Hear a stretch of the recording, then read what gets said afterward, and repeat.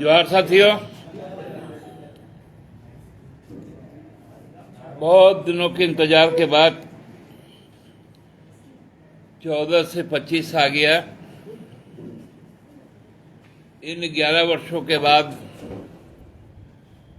आज एक अधिसूचना जारी हुई गृह मंत्रालय के द्वारा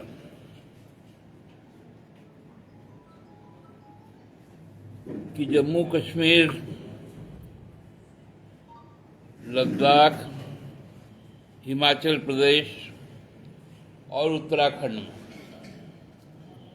1 अक्टूबर 2026 से जनगणना का कार्य शुरू होगा और 1 मार्च 2027 से बाकी पूरे देश के अन्य राज्यों, केंद्र शासित प्रदेशों का जनगणना का कार्य शुरू होगा। हम सबको याद है 19 सितंबर 2023 में संसद का एक विशेष सत्र बुलाया गया था, जिसमें एक विधेयक को पारित करना था और वो कानून के रूप में आ भी चुका है। नारी शक्ति वंदन अधिनियम 2023, जिसमें 33% आरक्षण सभी निर्वाचित सदनों में महिलाओं की होगी और उसका समय सीमा तय किया गया था कि 29 का जब ये आम चुनाव होगा, परिसीमन के बाद होगा, उसमें ये कानून को लागू किया जाएगा। अब ये संयोग है या प्रयोग है कि जिस प्रकार के जुमले हमारे प्रधानमंत्री जी और हमारे गृहमंत्री जी व्यवहार में लाते हैं, ये भी उसका एक प्रतिफल है कि 27 से जनगणना शुरू होगा और जनगणना शुरू होगा 2 हिस्सों में। एक होगा मकान आधारित, मकान में प्रदत्त सुविधाएं आधारित, और दूसरा होगा व्यक्ति आधारित, जिसमें डेमोग्राफी का भी ख्याल रखा जाएगा और जातिगत जनगणना भी होगी। आज की अधिसूचना में ये बातें आई।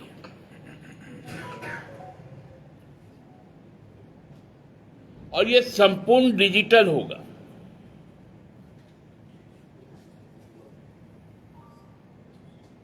ये डिजिटल होगा तो इसका एक बहुत बड़ा डेटा भी बनेगा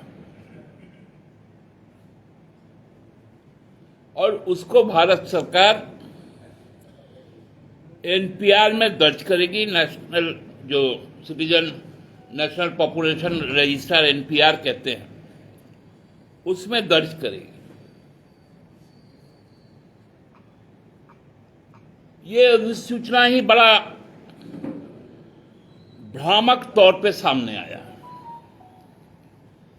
एक तो जो समय सीमा तय किया गया, ये किसी भी सूरत में ये 2029 के लिए पर्याप्त नहीं है,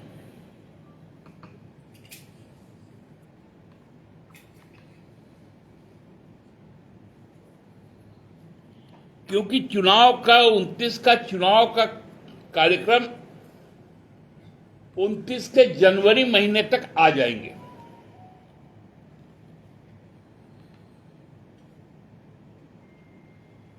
आचार संहिता लग जाएगा, क्योंकि अप्रैल मई में चुनाव होना, यदि चुनाव सही वक्त में हुआ तो।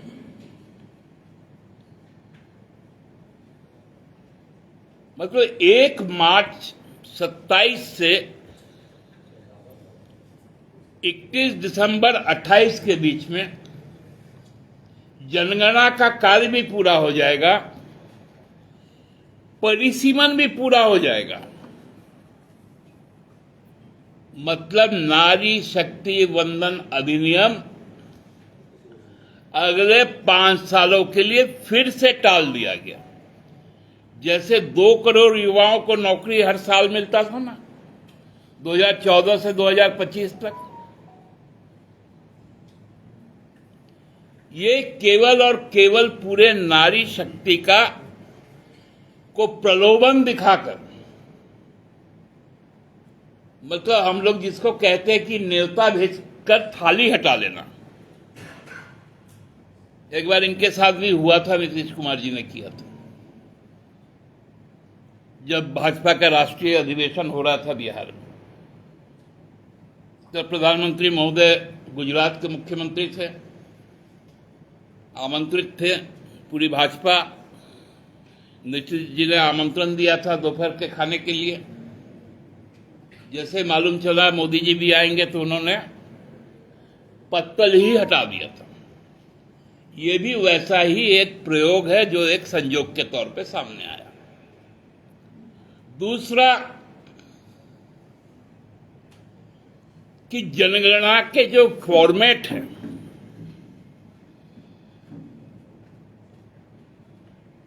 हम सब जानते हैं कि मकानों की जब जनसंख्या होती है उसमें हर चीज दर्ज होता है कि खिड़की कितने हैं, शौचालय कितने हैं, उसमें कौन कौन उपभोग की वस्तुएं हैं, शयन कक्ष कितने हैं, गाड़ियां कितनी हैं,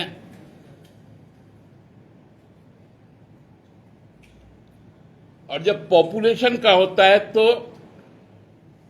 उसमें एक धर्म केवल लिखा जाता था, स्त्री और पुरुष, और उसका लिंग निर्धारण होता था। लेकिन ये कौन सा डिजिटल फॉर्म आएगा कि जातिगत जनगणना की तो बात की गई,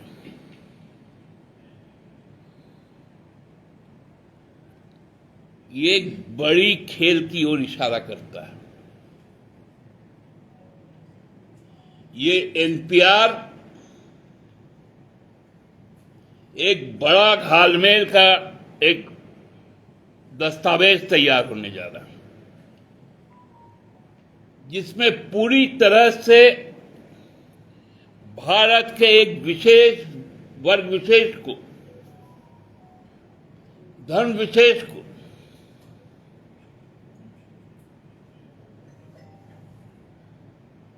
उसको खंडित करने की, जातियों को खंडित करने की एक साजिश रची गई है। 1 मार्च 2027 से झारखंड में भी शुरू होगा। भारतीय जनता पार्टी को और भारत सरकार को बताना चाहिए कि उसमें सरना धर्म कोड उस डिजिटल प्लेटफॉर्म पर अंकित होगा या नहीं होगा, नंबर 1। और अधिसूचना यदि आज जारी हुआ तो उसका फॉर्मेट क्यों नहीं उपलब्ध करवाया गया? उसके पीछे की साजिश क्या है?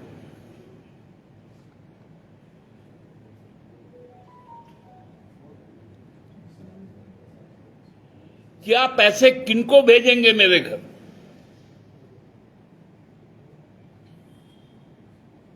हम जो सारी जानकारियां देंगे वो प्रश्न यदि मुझे नहीं मालूम तो वो आकर मुझसे ठगकर मेरा नाम पूछकर और बाकी सारे चीज, क्योंकि डिवाइस डिजिटल होगा तो डिवाइस उनके पास होगा, और डिवाइस चूंकि उनके पास होगा तो डिवाइस हैक भी होगा। क्योंकि ये डिजिटल है,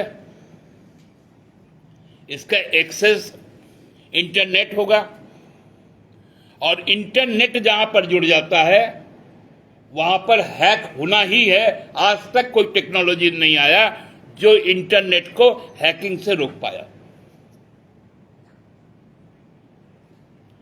क्योंकि वो तो वायरलेस होगा। आप वायर टू वायर, तार से तार को जोड़कर आप रोक सकते हैं, लेकिन बेतार को कैसे रोकेंगे? हम लोग सबको जानते हैं, आपस में एक दूसरे के दोस्त लोग भुगत चुके हैं कि उनके बैंक से पैसे ट्रांसफर हो जाते हैं।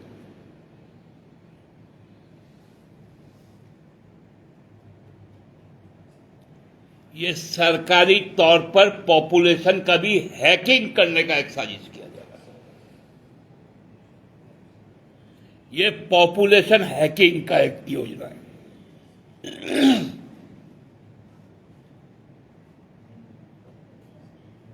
ये बहुत गंभीर विषय है और बहुत संवेदनशील विषय है कि यदि पॉपुलेशन का हैकिंग हो जाएगा, मैं पहले भी कहता था, जो G7 आज हो रहा है, कनाडा के राष्ट्रपति ने कहा था कि वो बहुत बड़ा पॉपुलेशन है, उनके प्रधानमंत्री को बुला दो क्योंकि वो कंज्यूमर है।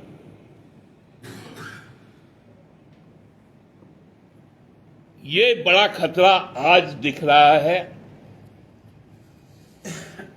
खासकर हमारे जो मूलवासी है, हमारे जो आदिवासी है, सरना धर्मावलंबी है, ईसाई समुदाय से है, दलित है, मुसलमान है, ये पूरा का पूरा एनपीआर उस रूप में याद रखा जाएगा जब खुद के पहचान को, एक हिंदुस्तानी को अपना पहचान देने के लिए दर दर भटकना पड़ेगा।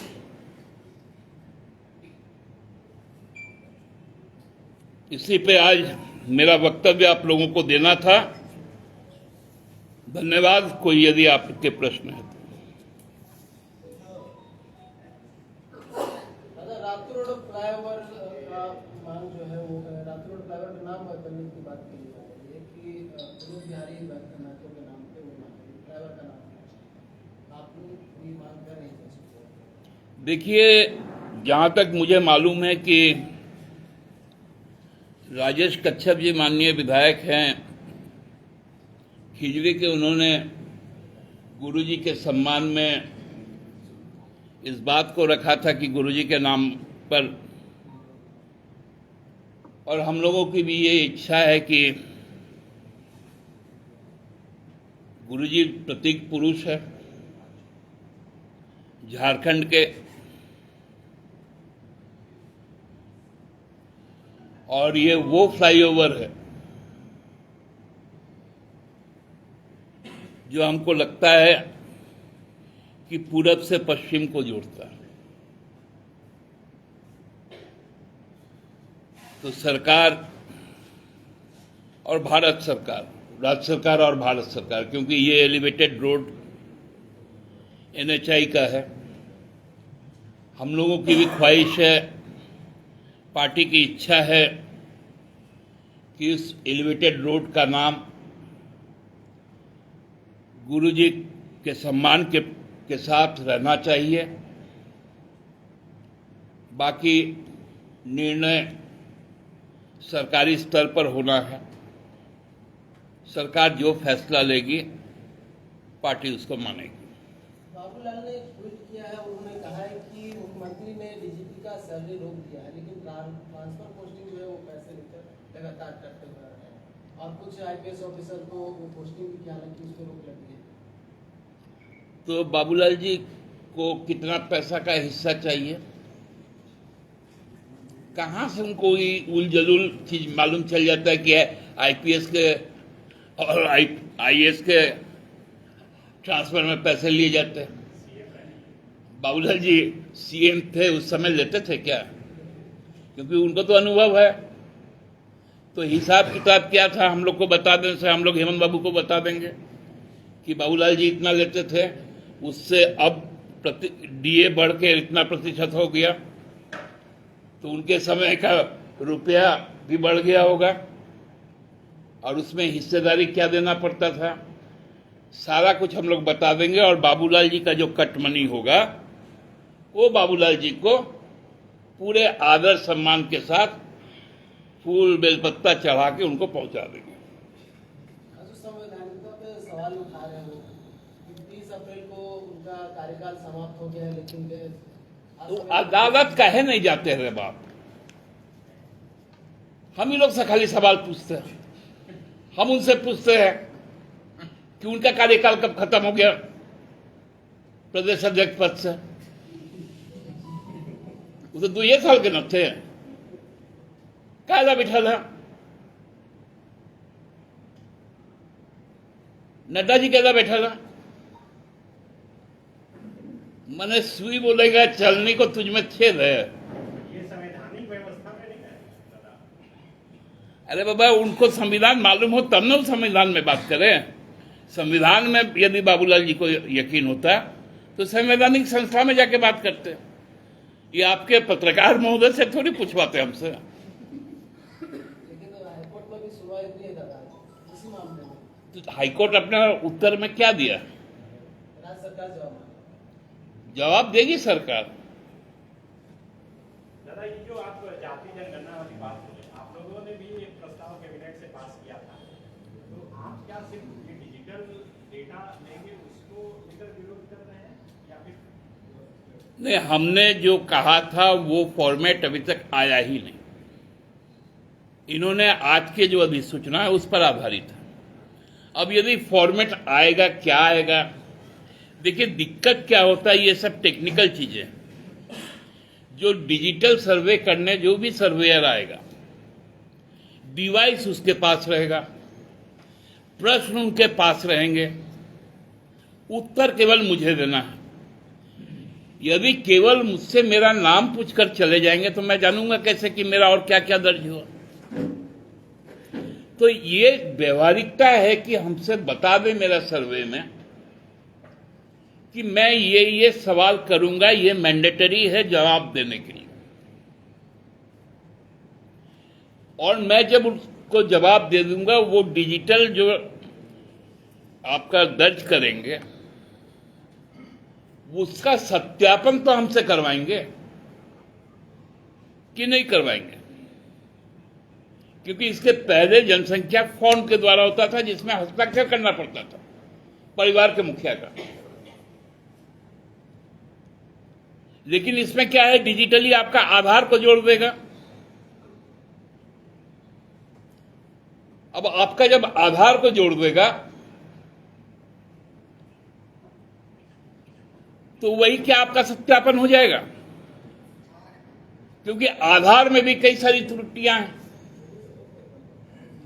इसलिए डिजिटल सेंसस हमको, मैं इसलिए आशंका व्यक्त कर रहा हूं कि ये पॉपुलेशन हैकिंग की ओर ले जाएगा। दादा, एक आखिरी सवाल, ये बिहार में जो यूपीए की बैठक हो रही है, आप लोगों को नहीं बुलाया जा रहा है, तो आप लोगों का क्या स्टैंड है? क्या चुनाव आप लोग लड़ेंगे क्या? देखिए, नहीं बुलाया जा रहा है तो हम कोनो वहां जाके ढूंढने वाले नहीं। हम अपना तैयारी कर रहे हैं। हम एक राजनीतिक, स्वतंत्र राजनीतिक दल है, मेरा वहां संगठन है। हम अपनी शक्ति का प्रदर्शन वहां करेंगे और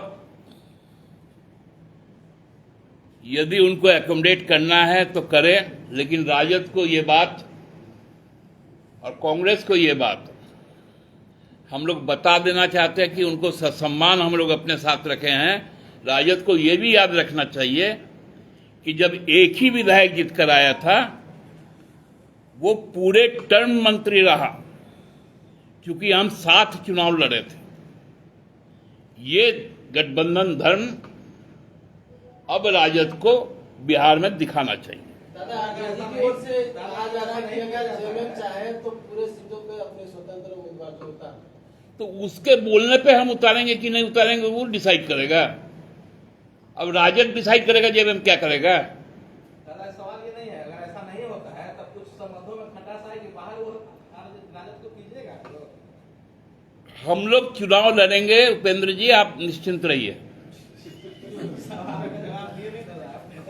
और इनको यहाँ पर रखे हुए हैं, ये फर्क लोगों को समझना चाहिए। पिछले दिनों जदयू के जो मंत्री हैं अशोक चौधरी मुख्यमंत्री हेमंत सोरेन से मिले, उसको भी इसी से जोड़कर देखा जा रहा है, क्या नई रणनीति? अरे बाप रे बाप, आप लोग तो प्रधानमंत्री 23 सेकंड क्यों मिले, अदानी क्यों आ गया, अशोक चौधरी कहा कि एक दूसरे से मिलना जुलना, ये भाजपा का कल्चर मत लाइए, लोगों को एक दूसरे से मिलते रहने दीजिए।